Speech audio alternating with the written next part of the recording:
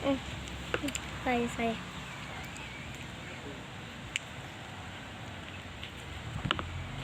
So, ngayon.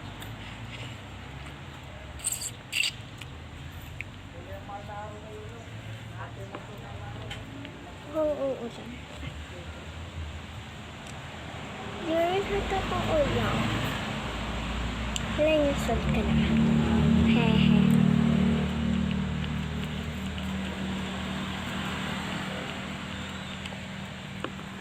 English ka ba?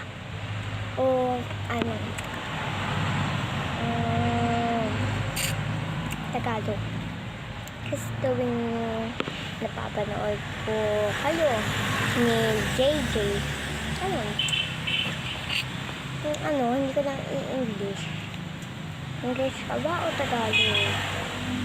Siguro maintindihan mo naman ako eh. Kasi ka? Nagtatagalog ka, nag-i-English ka. Kung nag-i-English ka, edi hindi kita alam. Hindi ko alam yung boses mo, hindi kita.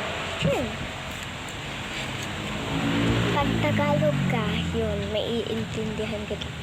Pag English ka, hindi kita maiintindihan. Bye-bye.